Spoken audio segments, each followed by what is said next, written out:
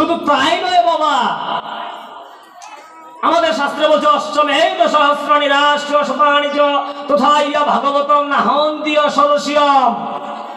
আজকের যে ভাগবত পাঠের ফল বলছে অষ্টমেধ সহস্রাণি।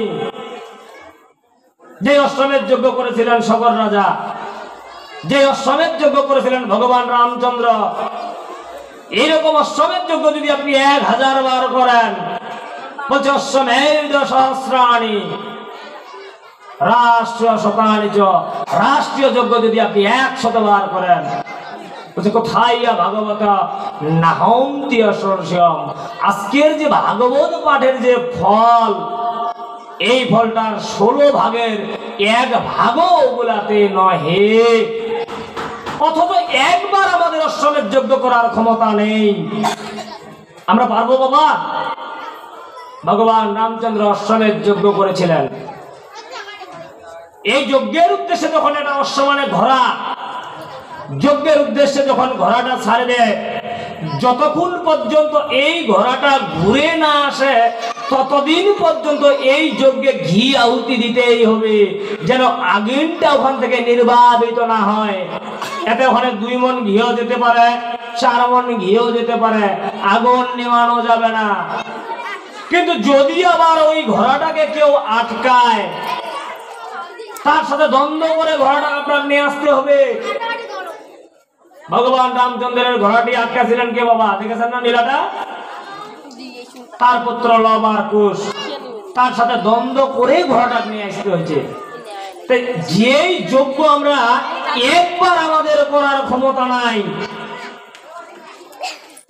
বলছে অষ্টমেধ সহস্রাণি, এইরকম অশ্বমেধ যজ্ঞ যদি আমরা 1000 বার করি, রাষ্ট্রীয় যজ্ঞ যদি আমরা 100 বার করি, বলছে তো তাই ভাগবতম নাহন্তীয় সদস্যম। আজকের যে ভাগবত পাঠের ফল, এই ফলটাকে 16 ভাগের 1 ভাগও ওগুলাতে নহে। তাহলে আমাদের ভাগ্য কত ভালো। কিন্তু আমরা সকল কাজে পাই হে সময়, তোমারে ডাকিতে নাই। আমি কত কি যে খাই ভৎস আর ছাই, তব নামামৃত খাই। আমরা সকল কাজের সময় পাই বাবা। এখন যদি আমার একটা কোনো সমস্যা হয়, আমার একটা বাচ্চার যদি সমস্যা হয়, আমার সন্তান যদি অসুস্থ হয়ে যায়, তাকে রংপুর নিয়ে যাওয়ার সময় কিন্তু আমার হবে, তাকে ঢাকা মেডিকেল নিয়ে যাওয়ার সময় হবে। কিন্তু এখানে বসে যে 10 মিনিট আমি গোবিন্দের কথা শ্রবণ করব, এখানে বসে 2 মিনিট আমি ভাগবত কথা শ্রবণ করব, এই সময় আমার হবে না। আমরা এত হতভাগা। একটু গোবিন্দের কথা শ্রবণ করব, 2 মিনিট ভাগবত কথা শ্রবণ করব, এই সময় আমাদের হবে না। তাই শাস্ত্রে বলছে বাবা যে মা কুল ধন জন যৌবন জনতম। আমরা যে অহংকার করতেছি, কেউ আমরা ধনের অহংকার করতেছি, আমার বিশাল ধন সম্পদ আছে। কেউ আমরা জনের অহংকার করতেছি, আমার বন্ধু মন্ত্রী আছে, আমার ভাই মিনিস্টার আছে। আমরা কেউ যৌবনের অহংকার করতেছি, আমার শরীরে প্রচুর শক্তি। তাই ভগবান শঙ্করাচার্য শত সহস্র বছর পূর্বে বৈদিক ঋষিগণকে সত্য উপলব্ধি করাচ্ছে যে কি এগুলার অহংকার করা যাবে না। বলে কেন? বলছে অঙ্গং গলিতং কলিতং মুন্ডং দন্তবিহীনং জাতং তুণ্ডং করধিত কম্পিত সৌভিত দণ্ডম তদবিনা মুঞ্চতি আশা ভাণ্ডম। বলছে অঙ্গং গলিতং। আজকে আমরা মনে করি যে আমার চেহারাটা কালো, আরেকজনের চেহারা ফর্সা, কিন্তু বলতেছে এই চামড়া নিয়ে তুমি অহংকার করিও না। বলে কেন? যে তোমার পাশে একজন বৃদ্ধ বসে রয়েছে, দেখো এই বৃদ্ধের চামড়া গুলো একদিন টাইট ছিল, আজকে তার চামড়া ঢিল হয়ে গেছে, একদিন তোমারও চামড়া ঢিল হয়ে যাবে। অতএব চামড়া নিয়ে তুমি অহংকার করিও না। কলিতং মুন্ডং, মুন্ড মানে মাথা।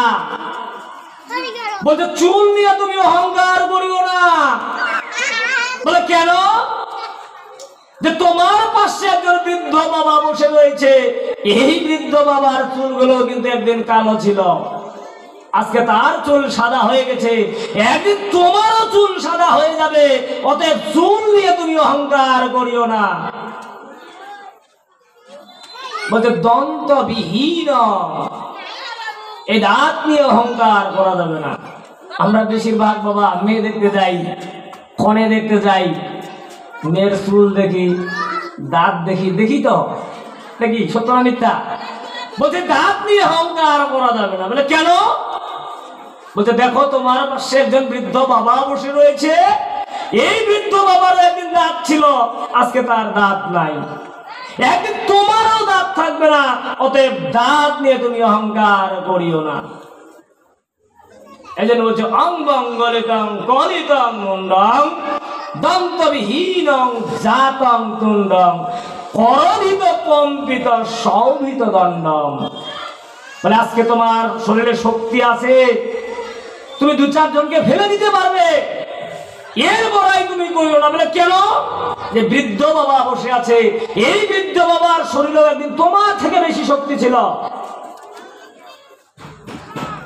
আমাদের যে বাপ দাদারা ছিল, এরা বহু রাস্তা হাঁটে হাঁটে গেছে, আমরা হাঁটে যেতে পারিনি। ওরা মাটি কাটছে ভারে, ওদের শক্তি বেশি রয়েছে, আমাদের কিন্তু এরকম একটা শক্তি নেই। আজকে এইটুকু শক্তি নিয়ে আমরা বড়াই করতেছি। তাই বলতেছে তোমার পাশে যে বৃদ্ধ বাবা বসে রয়েছে, তোমার থেকেও এই বৃদ্ধ বাবার শক্তি বেশি ছিল, আজকে তার শরীরে শক্তি নাই। আজকে কি হয়েছে? বলছে অঙ্গং দলিতং কলিতং মুন্ডং দন্তবিহীনং জাতং তুণ্ডং করোধিত কম্পিত সৌভিত দণ্ডম। এমন একদিন তোমার আসবে যেদিন তুমি যে নিজের দ্বারা একটু মল ত্যাগ করতে যাবে, সেই শক্তি তোমার শরীরে থাকবে না। সেদিন তোমাকে একটা লাঠির উপর ভর করে দাঁড়াইতে হবে, তাও লাঠিটা ঠক ঠক করে কাঁপবে। বলছে তদবিনা মুঞ্চতে আসা ভাণ্ড। এগুলা দেখেও কি একটু তোমার ধর্মের প্রতি আকৃষ্ট হতে মন চায় না? এগুলা দেখেও কি একটু ভাগবত কথা শ্রবণ করার ইচ্ছা জাগে না? এগুলা দেখেও কি একটু আমাদের ত্রিসন্ধ্যা গায়ত্রী করার ইচ্ছা জাগে না? আজ হোক কাল হোক, সময় আমাদের চলে যাচ্ছে বাবা। কিন্তু আমরা ওই যে বললাম সকল কাজের পাই এ সময়, আমাদের এই হলো সমস্যা। সকল কাজের আমরা সময় পাই, কিন্তু একটু গোবিন্দের কথা শ্রবণ করব, একটু ভগবানের কথা শ্রবণ করব, এই সময়টুকু কিন্তু আমাদের হয় না। পূর্বেই বলেছি আমি, মৃত্যু আমাদের হবে বাবা। এই জন্য বলে চরণে জানে মরণের ঠাই, যথা মরণ আপনার কোথায় যায়, আপনার চরণ জানে আপনার মৃত্যু কোথায় হবে। ছোট্ট একটা গল্প বলি বাবা, মনে হয় আলোচনাগুলো ভালো লাগতেছে না, মানে আপনারা যেভাবে এলোমেলো করতেছেন, মানে আমি বুঝতে পারতেছি যে এইগুলা গল্প মানে ভালো লাগে না। ছোট্ট একটা গল্প বলি, মৃত্যু আমাদের সকলের হবে। একদিন এক তোতা পাখি এক বৃক্ষের ডালে বসেছিলেন। তো এই তোতা পাখিকে দেখে যমরাজ মৃদু মৃদু হাসতেছে। এখন যমরাজ তোতা পাখিকে দেখে হাসতেছে, তোতা পাখি বলতেছে আমার মনে হয় পৃথিবীতে আর দানা নাই। যমরাজ আমাকে দেখে হাসতেছে মানে কি বিষয়টা খারাপ। এখন এই তোতা পাখির মনে খুব ভয় ঢুকে গেল যে আজকে আমার মৃত্যু হবে, এটা নিশ্চিত, যেভাবে হোক আমাকে এই মৃত্যু থেকে বাঁচতে হবে। ঠিক এইরকমটাও আমরা করি যখন আমাদের শ্বাস রুদ্ধ হয়ে যায়, যখন আমরা দম পাই না, এই প্রাণ যাচ্ছে যাচ্ছে এমন অবস্থা, সেই সময় আমরা গোবিন্দকে স্মরণ করি, হে গোবিন্দ একটু আমাকে শান্তি দাও যেন আমি একটু বাঁচতে পারি। এই তোতা পাখি যখন ভয়ে কাঁপতেছে, ঠিক তার ওই দিক দিয়ে গরুর দিয়ে বাঁচতেছে, পক্ষীর রাজা গরুর, এই গরুর পাখি আসতেছে। তোতা পাখি বলতেছে গরুর দেব একটু ব্রেক দেন। বলে কেন? যে গরুর দেব আমার মনে হয় পৃথিবীর দানা আর মনে হয় নাই, বলে কেন কেন কি হয়েছে? বলে কিছুক্ষণের মধ্যে, এই অল্প কিছুক্ষণের মধ্যে যমরাজ আমার দিকে দেখে মৃদু মৃদু হাসতেছে, তার মানে আমার মনে হয় আর হায়াত নেই। তুমি যেভাবেই হোক আমাকে এখান থেকে বাঁচাও, এই মৃত্যু থেকে তুমি আমাকে বাঁচাও। গরুর তো কয় মহা মুশকিল, তো যমরাজের বাপের এত ক্ষমতা, তোকে মারবে। একটা কাজ করে, বলে কি তুমি আমার পিঠিতে উঠো, বলে আমি বাঁচবো তো। গরু বলতে কোনো চিন্তা নাই, আমি তোমাকে এমন এক স্থানে নিয়ে যাব যেখানে যমরাজের ক্ষমতাও নাই, সেখানে তুমি কোথায় থাকবে এটা সে কল্পনাও করতে পারবে না। বলে সত্যি বলছো? হ্যাঁ সত্যি বলছি। এই গরুদেব কি করলেন, বলছে তুমি খুব দ্রুত আমার পেটির মধ্যে উঠো। এই তোতা পাখি গরুর পাখির উপরে উঠে বললেন। গরুর পাখি মুহূর্তের মধ্যে কয়েকশো যোজন দূরে এক পর্বতের গুহার ভিতরে তোতা পাখিকে রাখলেন। ওইখানে গরুর পাখি দেখতেছে একমাত্র একটা বিড়াল বাস করে ওখানে, আর কেউ বাস করে না। তাহলে এই গরুর দেব বলতেছে, হ্যাঁ তোতা পাখি, বলে কি আমি তোমাকে এমন এক স্থানে রেখে গেলাম যমরাজের বাপের ক্ষমতা নাই তোমার খুঁজে বের করার, মৃত্যু তো দূরের কথা। বলে আমার মৃত্যু হবে না? বলে না। তাহলে কেন আমার দিকে দেখে যমরাজ হাসলো? এটা তো একটা বিষয়, কোনো না কোনো তো কারণ অবশ্যই আছে। তুমি আমাকে এই খবরটা অন্তত এনে দাও। এখন গরুর পাখি বলতেছ তোমার এই সমস্যা, ঠিক আছে আমি এক্ষুনি যমরাজের কাছে গিয়ে বলবো যে সে তোমার দিকে দেখে কেন হাসলো। আমি যাচ্ছি যমরাজের। এই মিনিশের মধ্যে আবার গরুর পাখি জমপুরিতে চলে আসলেন। যখন বাবা গরুর পাখি জমপুরিতে আসে, যমদেবের আর হুঁশ আছে? ভগবানের বাহন তার বাড়িতে আসছে, কি সমাদর করবে, কি আপ্যায়ন করবে সেই নিয়ে যমরাজ ব্যস্ত। গরুদেব এসে আমার গৃহে বলছে, শোনাও গরুদেব, আমি আজকে আতিথ্যতা গ্রহণ করতে আসিনি। বলে তাহলে কেন এসেছো? বলে একটি মাত্র কথা জিজ্ঞাসা করতে আমি এসেছি। বলে কি কথা? যে কিছুক্ষণ আগে আপনি এক তোতা পাখিকে দেখে হেসেছিলেন। বলে হ্যাঁ হেসেছিলাম, ইহার কারণ জানার জন্য আমি তোমার জমপুরিতে এসেছি। তুমি কেন হাসলে তোতা পাখিকে দেখে? মা কথা বলিয়েন না। এখন এই যমরাজ উত্তর দিচ্ছে, হে গুরুদেব আমি হাসবো না, আমি এজন্যই হাসলাম, আমি দেখতেছি যে এই কিছুক্ষণের মধ্যে এই তোতা পাখির এমন এক জায়গায় মৃত্যু হবে, একটা বিড়ালের হস্তে, এখান থেকে কয়েকশো জন দূরে। এই তোতা পাখি এত দূর যাবে কিভাবে, এটা দেখেই আমি হাসতেছি। কিছুক্ষণের মধ্যেই তার মৃত্যু হবে, কিন্তু কয়েকশো জন দূরে একটা বিড়ালের দ্বারা তার মৃত্যু হবে, কিন্তু সে এখানে যাবে কিভাবে, আমি এটার জন্য শুধু হাসতেছি। এখন গরুর বলতেছে, হারি আমি যাকে বাঁচানোর জন্য কয়েকশো জন রাস্তা দূরে নিয়ে যায় রাখলাম, ওইখানেই তার মৃত্যুটা আছে।